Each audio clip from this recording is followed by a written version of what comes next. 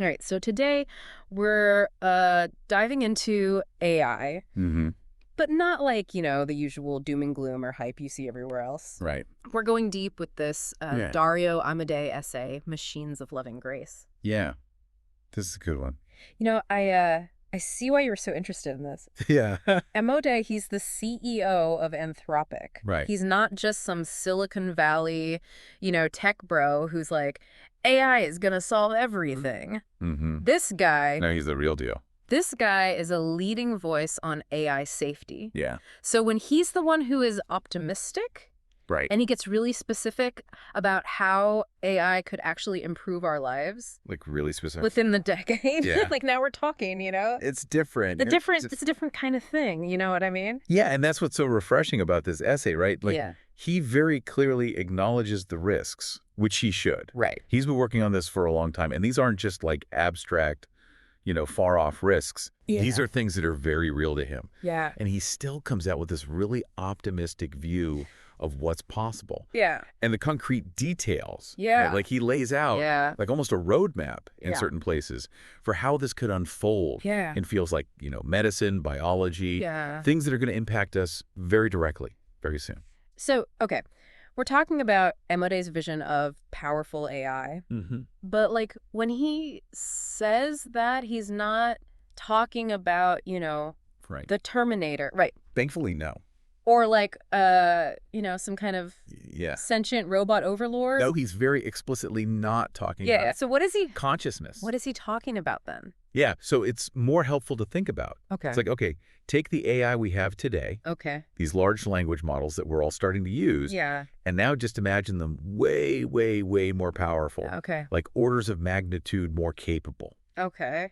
He uses this great analogy. He says it's like having a okay country of geniuses in a data center. A country of geniuses in a data center. Working on stuff 24/7. Oh, okay. And they're not just like geniuses in like one field, Oh, wow. Like they can be geniuses in biology, physics, chemistry. Okay. At the same time. Like that's the level we're talking about. Okay. And they can operate at, superhuman speeds, obviously. A country of geniuses. Analyzing data. In a data center. Yeah. I mean, I get the concept, but like, whoa. It's a lot to take in. That's a lot. That's a big thought. It is. But where would we even see that? Like, where would that play out in our lives? So he gets into a bunch of different areas where this would have an impact, but I think the one where he's the most, I guess, compelling and optimistic is in biology and health. Okay.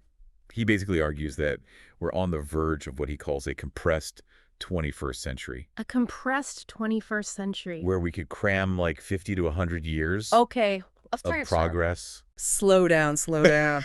Sorry. Getting ahead of myself. No, it's big stuff. It's big stuff. Okay, so a compressed 21st century. What does that even mean? It means that like the progress we were expecting to make in like, biology, medicine, all these fields over the next 80 years, 100 years, could happen in the next decade. He's saying that AI could do that. Yeah, that's the argument. What makes him so confident? Like, why is he saying that? So it's not just that AI is good at crunching numbers. Yeah. It's that it can actually change the way science is done. Okay. Like, imagine virtual biologists. Virtual biologists. That can design and run experiments. Okay. Invent new research techniques. And then analyze all the data at speeds we can't even comprehend right now. So it's not just doing it faster, it's like it's actually driving the process of discovery itself. Right, exactly. Right. Wow. And he's not just pulling this out of thin air, right? No, of course not. He points to things like CRISPR, gene editing, mRNA vaccines. Yeah. These are things that were like kind of discovered and then they kind of... Right, they were almost like ignored for a little while. Yeah, and then a few smart people were like, wait a minute.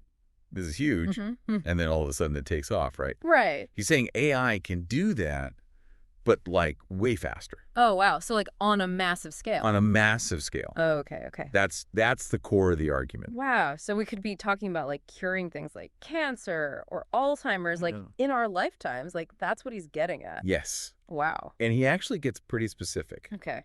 It's kind of mind-blowing, like curing these diseases that have plagued us for so long. Yeah. But Amadei, he doesn't just stop there, does he? No, he doesn't. He goes on to talk about neuroscience and mental health. Yeah, yeah. And, like, to be honest, that's the stuff that really, like, you know, gets me thinking. Yeah. Like, it's easy to imagine, like, you know, AI curing a disease. Right. But when you start talking about, like, the brain and the mind, right, that's when things get really... Yeah, it gets really philosophical really quickly. Exactly. And Amadei doesn't shy away from that at all. So, like, what's his overall take? Like, how does he see AI transforming our understanding of, you know, the brain and the mind and all of that? So he sees huge potential there, maybe even more so than in, traditional medicine. Oh, wow. Okay. Yeah. He basically says, remember that compressed 21st century idea? Yeah. He thinks that applies to neuroscience, too. Okay. He thinks that AI could help us unlock the secrets of the brain. Okay. Like way faster than we ever thought possible. So we're talking about, like, you know, developing new types of brain-computer interfaces? Yeah, that's definitely part of it. Okay. But it goes even deeper than that. Okay. It's like, imagine being able to observe neural activity in real time.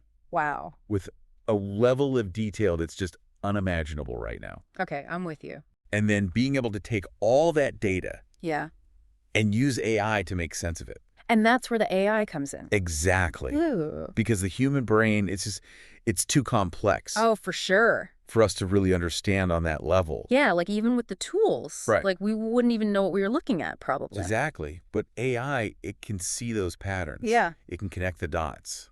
That's wild. So, like, we're making the invisible visible? That's a great way to put it. And Amadei talks about this whole thing about, like, you know, how right now we're trying to make AI more interpretable. Right. Like, we want to be able to understand. Yeah, like, how do these AI models actually work? Right. How do they make their decisions? And, like, how could that actually help us understand, like, you know, the human brain. Or consciousness. That's exactly what he's saying.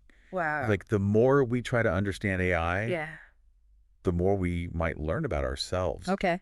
It's really fascinating. I've got to jump in here for a second because, like, this is all super interesting, but what does it actually mean for people who are dealing with mental illness, like, right now? Right, right. Is Amadei saying we're on the verge of curing depression or anxiety? So he's cautiously optimistic, which, knowing Amadei, is actually saying a lot. Okay. He's not one to make grand promises, but he does believe that with a deeper understanding of the brain and AI's ability to analyze all this complex data, we could potentially develop treatments that actually target the root causes of these conditions. Instead of just masking the symptoms. Exactly. Which is what we do now with, like, you know. With pretty much everything. Pretty much everything, yeah. Yeah. So we're talking about, like, a paradigm shift in how we approach mental health? Potentially, yeah. And I guess the big question is, like, can AI really help us reshape the physical structure of the brain? Now that's the million-dollar question. Amadei acknowledges that that's a lot tougher than, say, developing a new drug. Right.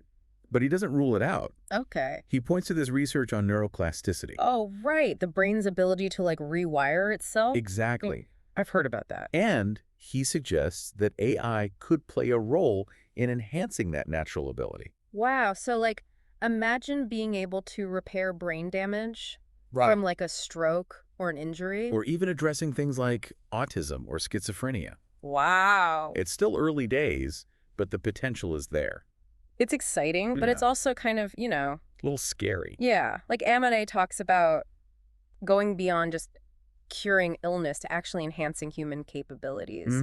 Less stress, better focus, unlocking new levels of creativity. A lot to wrap your head around, right? It really is. And it makes you wonder, like, what does all of this mean? Like, if we're really talking about this kind of transformation, what happens to our economy? Right. To our sense of purpose? Those are the big questions. Right. In a world where AI can do so much, what does it even mean to be human? It's one thing to say, like, oh, AI is going to cure all these diseases. Right. But, like, reshaping our whole idea of what work even is. It's huge. Yeah, like, that's a big one. So how does Amadei even approach that? Well, I mean, he starts by acknowledging the elephant in the room. Right? This fear that a lot of people have about becoming obsolete. Right, like the robots are going to take our jobs. Exactly. But instead of just, brushing that aside, he actually says, you know what? A lot of the tasks we do now, AI probably will be able to do them. Yeah. And probably do them better. Right. So then what? And he says that actually frees us up to focus on the things that are uniquely human. Okay, like what kinds of things? So things like creativity, Okay. innovation, social connection, building relationships. Okay, so we're not just competing with the machines. Right. It's more like figuring out how we work together, each playing to our strengths. That's the idea. Yeah, Amadei believes that human ingenuity, it always finds a way. Like we're naturally creative problem solvers. Exactly. He looks at history. Like, think about the agricultural revolution. Okay. People thought that was the end of work as they knew it. Right.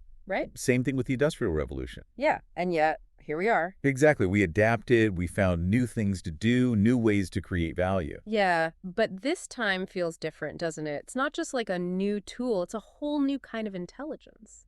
It is, yeah. And Amadei gets that. He says this is uncharted territory. Okay, so what do we do? Well, he's got some pretty interesting ideas. Like, he thinks we need to start seriously considering things like universal basic income. UBI. Like everyone gets a paycheck, regardless of whether they have a job or not. It's one option, yeah. And maybe new ways of distributing resources so that even if traditional jobs become scarce, yeah, everyone still benefits from the advances that AI makes possible. So we're talking about like a fundamental restructuring of how society works. It's a big shift, for sure. But Amadei's argument is incrementalism isn't going to cut it. Right. We need to be bold, challenge our assumptions about how things should be. Okay, so we've talked about health, we've talked about work. What else? Well, it gets even bigger. He talks about global peace and governance. Oh, wow. Okay. And, given everything we've been talking But about. like this is powerful stuff. Exactly. Yeah. So the question is, will AI help us create a more peaceful world? Right. Or is it going to make things worse? Yeah, that's the big question, isn't it? And Amadei, to his credit, he doesn't sugarcoat it. Okay, so what's he say? He says, look, AI could be used for some really bad things. Okay, like what? Give me an example. Well, autonomous weapons, for one. Oh, right. Like, imagine drones with the ability to make their own decisions about who to target. Yeah, that's scary stuff. And surveillance, too, like systems that are even more invasive than what we have now. Right. And what worries him most is the idea that authoritarian regimes could use AI to cement their power and suppress dissent. Okay, yeah, I can see how that would be a huge problem. So what's the solution? Well, Amadei has this idea he calls the Entente strategy. The Entente strategy? Yeah. Like from World War I? Exactly. Basically, he says democracies need to band together. Okay. Not just to keep up with the technology, but to make sure it's developed with the right values. So like a global alliance for ethical AI. Basically, yeah, he argues that democracies, they have a responsibility here. To do what? To lead the way, set the standards, develop ethical guidelines. Make sure AI is used for good. Exactly. He's saying AI could be this incredible force for solving global problems. Like climate change, poverty. Exactly. But only if we're intentional about it. Okay, so Amadei's vision of the future, it's a lot to take in, right? It is. It's exciting. It's a little scary. It's hopeful, but it's not naive. Exactly. And that's what I appreciate about his work. Yeah, what really stood out to you? For me, it's that emphasis on human agency. He's saying, look, AI is powerful. It's potentially dangerous, but ultimately, we're still in control. We have a choice. Exactly. And that's a really important message, I think, especially now. Yeah, like we can't just sit back and be like, oh, well, the robots will figure it out. Right. We have to be active participants in shaping this future. Asking the tough questions, demanding better from our leaders, all of that. Exactly. It all comes down to this. The future of AI. It's not predetermined. It's a choice. It's a choice, and it's one that we all have a say in. Well, that's a great note to end on. Thanks for joining me on this deep dive into machines of loving grace. I feel like we've done some good thinking here. My pleasure. It's always a good conversation. And, to everyone listening, keep exploring these ideas. Keep asking the tough questions because the future of AI, it's up to all of us. Here. And on that note, thanks for listening. We'll see you next time.